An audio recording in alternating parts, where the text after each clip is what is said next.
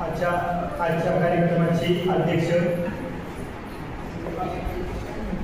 त्याचप्रमाणे सर्व उपस्थित मान्यवर, मी जास्त काही बोलणार नाही, पण डायरेक्ट आता विषयाला सुरुवात करतो. खरं तर आजच्या तांत्रिक युगात वाचनाकडे कल हा कमी होत चाललेला आहे आणि वाचन साखळी समूहाच्या माध्यमातून या काळात सुद्धा वाचन केलं जाऊ शकतं. आता ते फक्त वाचन होत नाही, तर त्याचं परीक्षण करून वाचन यात्री, वाचन फ्री असे पुरस्कार देऊन या ठिकाणी गौरवण्यात येत आहे. खरं तर वाचन यात्री म्हणजे 100 पुस्तकांचं परीक्षण करणं. 100 पुस्तकं म्हणजे जोक नाही की वर्ष 2 वर्ष त्या व्यक्तीची ती साधना असते. मागच्या वर्षी आमचे मित्र प्राध्यापक कुंडली कदम यांना हा पुरस्कार मिळाला. त्याच्यातून प्रेरणा घेऊन आम्ही सुद्धा पुस्तक परीक्षण करू लागलो.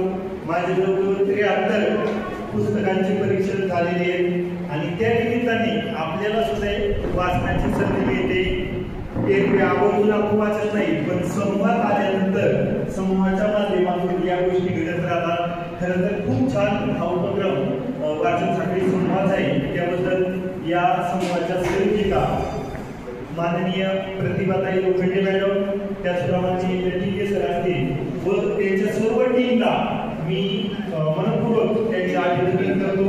आणि इथून पुढे या उपक्रमात माझी पण काही गरज वाचली किंवा मदत लागली तर निश्चितच मी सर्वोत्तमपणे प्रयत्न करेन. आजच्या या कार्यक्रमात आपले काहीतरी योगदान असावं आणि वाचन चळवळ निघत व्हावी यासाठी सर मी 50 पुस्तकं या समूहाला दिलेली आहेत.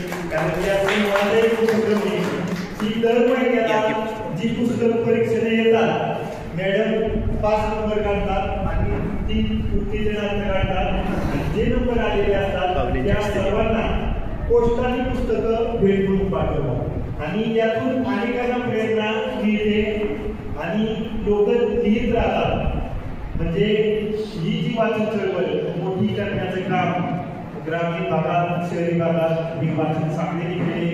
जवळजवळ 17,000 मेंबर या वाचन साखळी चालवलेली, याचा निश्चितच मला अभिमान आहे आणि मी या वाचन साखळीचा एक सदस्य आहे. या गोष्टीचा सुद्धा मला आनंद आहे. या ठिकाणी मला बोलण्याची संधी दिली त्याबद्दल धन्यवाद. पुस्तक द्या सर, स्वीकार करा मॅडम.